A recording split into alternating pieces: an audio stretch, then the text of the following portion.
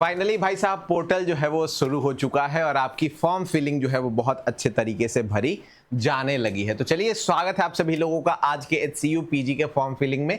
Registration से start करके payment तक आपको बताऊंगा, एक एक स्टेप को बहुत बारीकी से बताऊंगा। जहां भी आप गलत कर सकते हैं उस चीज को बहुत विशेष तरीके से बताऊंगा, इसलिए इस वीडियो को अच्छे से देखिएगा। और अगर कहीं मिस्टेक हो सकता है जहां पे, उसको कमेंट बॉक्स में मुझे जरूर बताइएगा ताकि मैं उसको आपको रिप्लाई भी कर दूं। और इस वीडियो को पूरा देखिएगा, भले ही स्पीड बढ़ा करके देख लीजिए लेकिन देखिएगा जरूर। चलिए शुरुआत करते हैं। सबसे पहले हम आ जाते हैं अपने पोर्टल पे। तो ये है आपका हैदराबाद का पोर्टल, ठीक है, आपको दिख रहा होगा।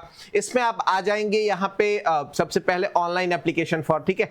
तो देख लो यहाँ पे जनरल कैटेगरी का 300 रुपए है, EWS OBC NCL और इनका जो है वो 200 रुपए है। SC ST और PWD का जो प्राइस है वो 150 रुपीज है, ठीक है। इस चीज को आप ध्यान में रखेंगे और थोड़ा सा कम करिएगा, है ना, ये चीज आप ध्यान में रखिएगा। नेक्स्ट आते हैं हम online form online application for programs आप कर देंगे, ठीक है। तो आपका मेन पेज आ जाएगा, ठीक है, ये है आपका मेन पेज।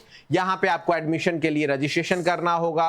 उसके अलावा डॉक्यूमेंट्स क्या क्या चाहिए देख लीजिए आप। स्कैन्ड फोटोग्राफ आपके पास होना चाहिए, आपके पास स्कैन सिग्नेचर होना चाहिए, एजुकेशनल डॉक्यूमेंट जो भी आपका 10th 12th ग्रेजुएशन का मार्कशीट है वो सब आप रखेंगे, और साथ ही साथ एक्सपीरियंस या फिर कैटेगरी सर्टिफिकेट भी आपके पास होना चाहिए, ठीक है। तो इन चीजों को आप अपने पास रखेंगे और उसके बाद चले जाएंगे यहाँ पे रजिस्ट्रेशन वाले बटन पे क्लिक करेंगे, ठीक है। रजिस्ट्रेशन वाले बटन पे क्लिक करने के बाद यहाँ पे आपको अपना एप्लीकेशन नंबर और साथ ही साथ रोल नंबर डालना है। एप्लीकेंट का फुल नेम डालेंगे आप, डेट ऑफ बर्थ अपना डालेंगे और साथ ही साथ ईमेल एड्रेस और एप्लीकेंट का मोबाइल नंबर डालेंगे, ठीक है। और उसके बाद आई कंसेंट करेंगे, कैप्चा कोड डाल के रजिस्टर कर लेंगे। रजिस्टर करने के बाद आपके पास OTP जाएगा और OTP जाने के बाद आपका पोर्शन जो है वो क्या हो जाएगा, रजिस्टर्ड हो जाएंगे आप। और फाइनली आपको एप्लीकेशन नंबर और पासवर्ड डाल करके लॉगिन कर लेना होगा, कैप्चा डाल करके। देख लो ये एक प्रॉब्लम अभी बीच में आ रही थी, मैं जब फॉर्म को भर रहा था, इसी वजह से ये फॉर्म भरने में भी डिले हो गया हालांकि। तो ये चीज आप ध्यान में रखेंगे कि ये सब जो है वो ऊपर की दिक्कत है, आपको परेशान नहीं होना। 1-2 दिन रुक जाएंगे तो आराम से आपका फॉर्म भरा जाएगा, ठीक है। अब आते हैं यहाँ पे, देखो वेरीफाई अकाउंट का ऑप्शन है, ये आराम से यहाँ से वेरीफाई कर लेंगे। आपको OTP और पासवर्ड अपना डाल लेना होगा, आपका वेरीफाई हो जाएगा, ठीक है। अब ये पेज जो है वो हमारा क्या है, पहला पेज है जिसके थ्रू हमें फॉर्म को भरना है, ठीक है। विजिबल है ना, सारी चीजें दिख रही हैं, ओके, ठीक है। तो यहां देख लो भाई, आपको स्टेप 1 है, स्टेप 2 है, स्टेप 3 है। स्टेप 1 में आपको अपना कंप्लीट प्रोफाइल करना है और लॉक कर देना है। सेकंड प्रोफाइल में आपको अपना प्रोग्राम सेलेक्ट करना है और थर्ड नंबर पे आपको क्या करना है भाई, पेमेंट करना है, ठीक है। तो हम यहाँ कंप्लीट प्रोफाइल पे क्लिक करेंगे और आगे बढ़ जाएंगे। यहाँ पे हमारे पास डेटा पर्सनल मांगा जाएगा, अपना नाम, उसके अलावा जेंडर क्या है, डेट ऑफ बर्थ क्या है, कैटेगरी क्या है। कैटेगरी वगैरह जो है वो यहाँ भी चेंज करने को ऑप्शन नहीं दे रहा, मे भी बाद में दे दे। अगर आपको चाहिए चेंज करना है तो आप प्लीज HCU को जो है वो क्या करेंगे, मेल जरूर करिएगा, ठीक है।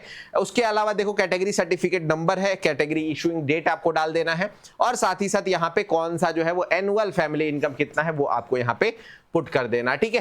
एप्लीकेंट्स का रजिस्टर्ड ईमेल एड्रेस डालेंगे आप, अल्टरनेट ईमेल डाल देंगे यहाँ पे, एक और दूसरा ईमेल, उसके अलावा मोबाइल नंबर और अल्टरनेट मोबाइल नंबर डालेंगे आप। ब्लड ग्रुप अपना पुट कर दीजिएगा, अगर नहीं पता है तो पता करो यार, ग्रेजुएशन से ऊपर आ गए हो, पता होना चाहिए, है ना।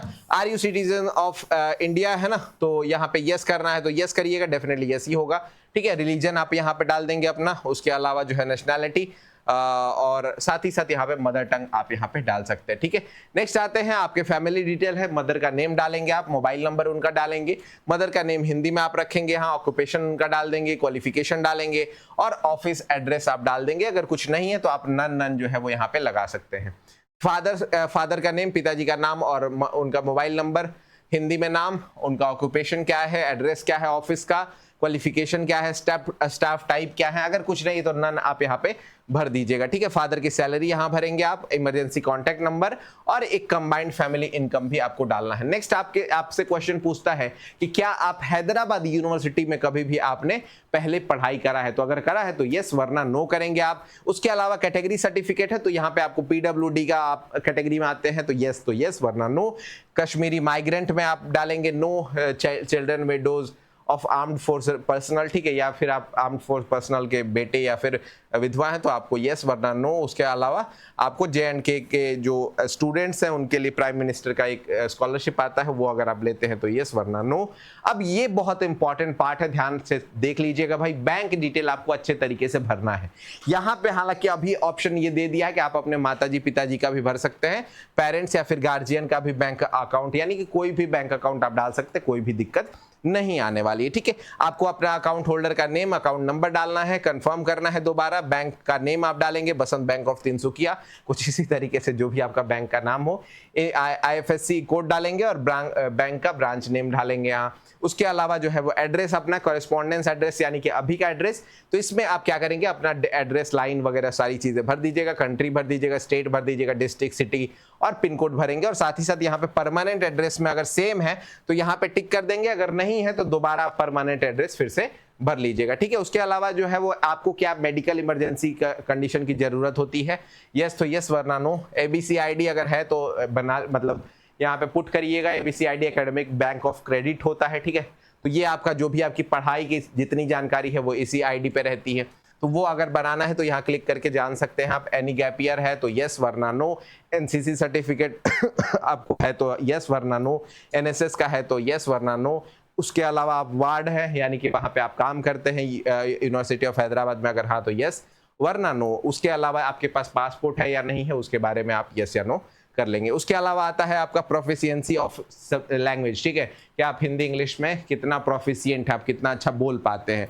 तो हिंदी आप पढ़ पाते हैं, लिख पाते हैं और बोल पाते हैं या नहीं, इंग्लिश लिख पढ़ पाते हैं, बोल पाते हैं या नहीं, उसके अलावा कौन से लैंग्वेजेस आप बोलते हैं, ये सब चीज़ें आप भरते जाएंगे और नेक्स्ट करते जाएंगे। हर एक बार आपको बीच बीच में अपडेट का भी ऑप्शन आएगा और साथ ही साथ वेरिफिकेशन का भी आएगा। वेरीफाई अच्छे से करते रहिएगा, इस चीज़ को विशेष ध्यान दीजिएगा। एक बार गलती हो गई तो मे भी बाद में चेंज ना हो। करेक्शन विंडो हालांकि ओपन होगा, लेकिन इस चीज़ को ध्यान में रखिए, कब करेक्शन विंडो ओपन होगा तो ये आपका एक अलग वीडियो में हमने बता दिया है, ठीक है, जाकर के उसको भी चेक कर सकते हैं आप, ठीक है।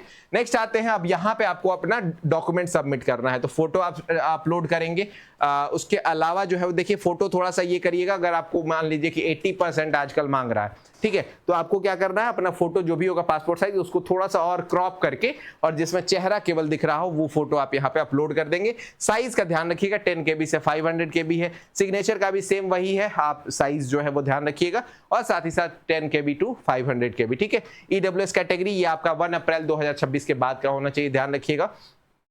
सेंट्रल का हो तो और अच्छा है। CVT स्कोर कार्ड आपको अपलोड करना है और एडमिट कार्ड भी अपलोड करना है। अब यहाँ पे आप बच्चे पूछ रहे हैं कि सर कौन सा वाला जो जिसमें लिखा हुआ है या नहीं, अगर वो है तो ठीक है, अगर नहीं है तो आप नया वाला भी कर दो, कोई दिक्कत नहीं है, ठीक है। नेक्स्ट आते हैं, यहाँ पे आप नेक्स्ट कर सकते हो। नेक्स्ट आते हैं, अब यहाँ पे आपका फाइनल सबमिशन का है, कंफर्म एंड लॉक कर दोगे तो दोबारा वापस चेंज नहीं होगा, इसलिए आपको सारी चीजें, सारे डॉक्यूमेंट्स की चीजें जो है वो एक बार फिर से वेरीफाई कर लेनी है और उसके बाद फिर आपको यहाँ पे क्लियर करके कंफर्म एंड लॉक कर देना है, ठीक है। अब आता है हमारा स्टेप 2, ठीक है। स्टेप 2 आया तो देखो यहाँ पे शुरुआत में मुझे क्या शो कर रहा था, there are no programs open for your category. जो आपने सब्जेक्ट चूज करा है, जिसका एग्जाम दिया, उससे रिलेटेड कोई हमारे पास प्रोग्राम नहीं है। इससे रिलेटेड हमने जैसे ही उनको मेल किया वैसे ही चीजें सुधर गई और फाइनली अब जो है वो हमारा एलिजिबिलिटी में आपका ऑप्शन यहाँ दे रहा है 50% चाहिए। अब हमने सब्जेक्ट सेलेक्ट किया, कौन सा है, master in post graduation. Subject हमने फिल किया, स्टडी सेंटर क्या है, यहाँ पे आपका जो है वो एलिजिबिलिटी दे रहा है, तो ध्यान से देख लीजिएगा और अपना मैच भी कर लीजिएगा, क्या आप उससे मैच करते हैं या नहीं करते हैं, ठीक है। नेक्स्ट आते हैं, स्टार्ट एप्लीकेशन पे क्लिक करना है आपको। अब यहाँ से आपको एलिजिबिलिटी फिर से टिक करना है।